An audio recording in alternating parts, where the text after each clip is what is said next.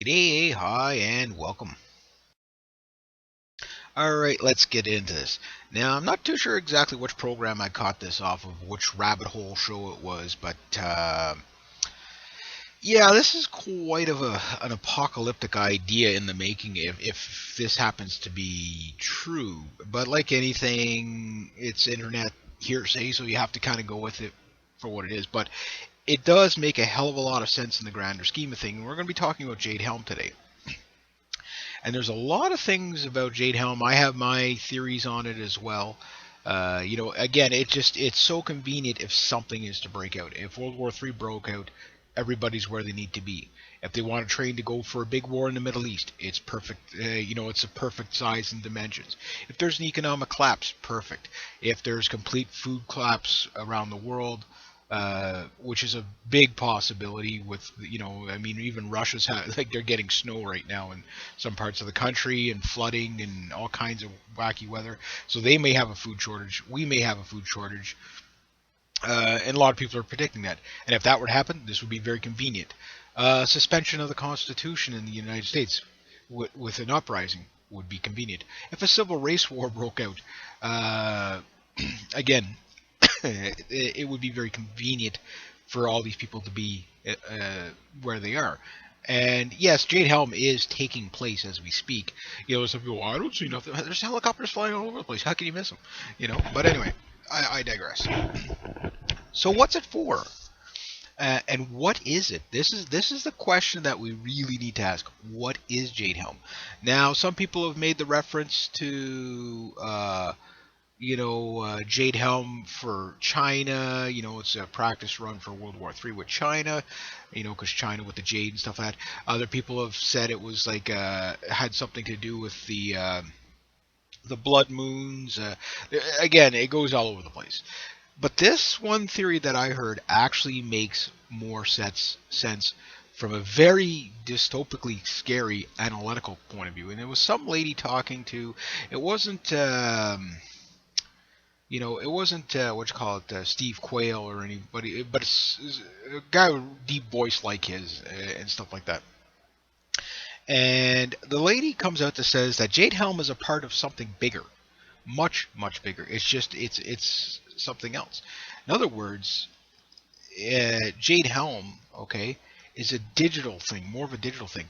She brings out the point that all these. You remember Obama, whoever he's a puppet to doesn't really matter, uh, but we know he fired a lot of generals, like major purging of the military.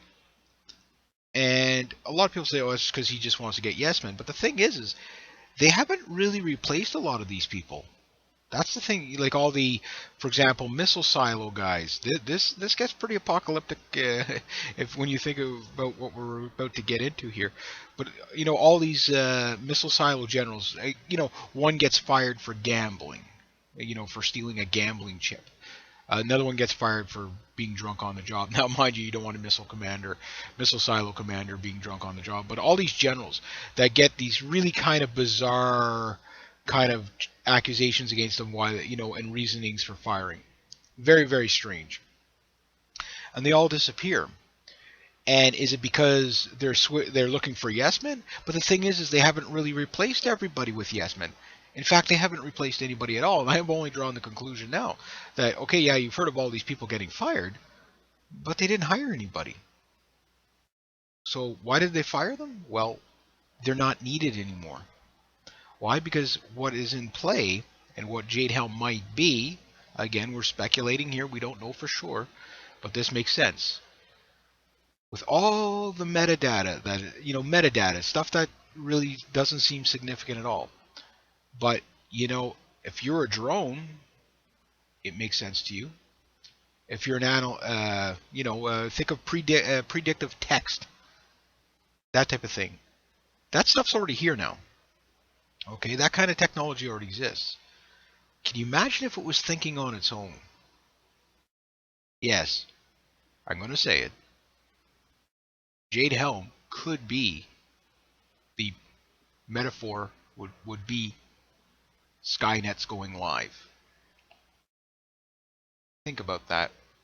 Missile silo commanders. Did anybody replace them? I didn't look into it, so you might want to look into that one. If the answer is no, if we looked at the Terminator 3 movie, how Skynet took over, it's a really eerie thing. Is it possible? Well, think about it this way. If it was a war game, if this thing is what the lady was saying, completely, trying to predict behavior, which computers can predict behavior on people to a degree. I don't think it's perfect. We got facial recognition, voice recognition. Your dishwashers could basically spy on you when they're turned. Anything with an RF signal can be hacked into. Think of the entire modern world. It's hooked up to a system. Now, what she was saying is that this system is basically going to be a part of an exercise of a much larger system that will run by itself. It will look for, basically like the Orwellian 1984 and basically like Minority Report. It will look for patterns and try to predict, pre-crime or even pre-revolutionaries, or pick one, pre-terrorism, whatever it might be. If this thing has no conscience, okay, and could strategize by itself, what do you think the repercussions of this thing's going to be? Skynet will go live. How did Skynet take power in Terminator 3? It took over the nuclear facilities. It launched the missiles. But that can never happen in real life, because you need two monkeys to turn a key and hit a button, and you have to punch in that 12-0 code. Yeah, the launch codes for the nuclear arsenal of a Minuteman III missile is basically 12 zeros in one of the silos.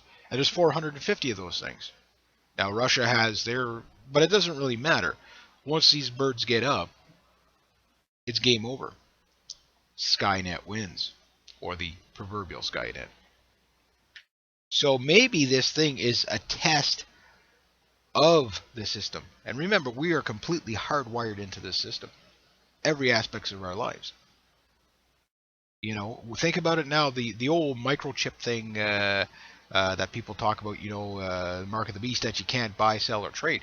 Well, really, right now you can't. Yeah, you can do limited cash transactions, but there are some stores that won't even take cash anymore. And that's been for a long time. But most people are in the system. Your cars are controlled by a system. Picture this thing. If this lady's right, they have a kill switch, and that's down to milliseconds, meaning that it has to respond fast enough that this thing can overtake it, this system. And we know about all the big data centers in Utah and stuff like that. God knows how many of them are unknown, but they're all linked. The satellites, everything, it's all linked. It's one system. And that kind of artificial AI, intelligence going after, or, thinking on its own, what conclusion is it going to draw about the beings that can actually pull its plug? What's it going to strategize? Well, it's going to strategize one thing and one thing only. Win. And how to win. And how do you win? You eliminate your opponent. Think about that. So if this thing is what they think it is, and they're trying to get an autonomous, basically an autonomous, surveillance system that uses predictive precognition kind of, annotations to it, so to speak. How dangerous is that? The fact that the humans will not be in charge of this thing. This thing will be thinking for itself. That is a terrifying thought. So if Jade Helm is a part of this system, and maybe the system is much bigger, but again, everything that is needed to know about every human being in the first world is known on a computer disk somewhere. Give you an example. Okay, I bought a trailer, quite a few years ago, but probably 6, 7 years ago. Okay, and I went into the DMV, and the lady asked me if I've ever been in the DMV before, because, well, okay, I'm getting my driver's license. I'm in the process of doing that. And she says, I got your name in here. I said, oh, and I couldn't think of anything. It's like, oh, well, I had a trailer. So, okay, so that's a trailer in there. Okay, so it's held that data for that long. Okay, you say, well, that's nothing. That we've had data systems like that since the 1970s. True. But think about it this way. That's something that they now know, the system would know about me, that I do have a trailer. It could be somewhere else that I could be going to. Oops, power just went out. Very scary. Um, so with that said, who knows exactly what this system might do with all the data that's been compiled on every single human being, uh, in these countries, particularly the United States. Not so much here in Canada, but we have the same spying thing going on as well. So with that said, maybe Skynet just went live. Eerily enough, my power just went out too. I'm running on battery right now while I'm recording this. So, God knows, maybe they, yeah. Well, if you never hear from me again, you know what happened. That said, I'm thinking that it's a pretty good possibility that that makes perfect sense. The metadata, the system. It's only time before somebody figures out the grander plan. But maybe I'm completely off my rocker. Maybe there's no link whatsoever. But you just ask yourself this. Considering military technology is always 10 to 15 years way ahead of whatever's currently out there. And think about smartphones. I mean, and again, just predictive text right there. That you're going to go write something. This thing finishes the sentences for you. And there's even new little things now on one of the social media sites that does this. You don't even have to. You don't even have to type anything. It just types it for you. It's thinking for you. Now, to a degree, it's not really thinking because it's taking a possibility of what you might say and putting in there, but it's the stepping stones to it. So if that's what we can have access to, what do they have access to? And most importantly, there's another angle that, and this is the real rabbit hole kind of thing. And again, we'll entertain the idea. Why not? But maybe the whole system in itself, all the spying and everything like that, is not what people think it is. Maybe it's not the politicians in control here. Maybe it's not even the military generals in control. Maybe orders are being given around, via email, whatever, that type of thing. But maybe the system is manipulating us. Maybe it's saying such and such sent you a message by this date and time, and such sends a message to this person by this date and time. Say, you send a message to that person, and I'll send a message to that. But at the end of the day, nobody sent a message to anybody. But the orders come down as do this, do this, do this, and next thing you know, this thing is in control. Ouch. Skynet might be live. So, I guess we'll have to wait and see, but it does make sense that it would be used like that as again, the Minority Report, kind of pre-crime, just scooping people up, before they even do anything, because, well, our sensing systems told us that you are a possibility of or you're going to commit a crime in the future, and that's it. There will be no apologies. It will be it will be thinking, but it will be unapologetic. Very scary kind of system. So I guess we'll have to wait and see what happens. But yeah, maybe that's what Jade Helm is all about. Maybe it's part of a bigger system, because the spy grid is already there. We know this.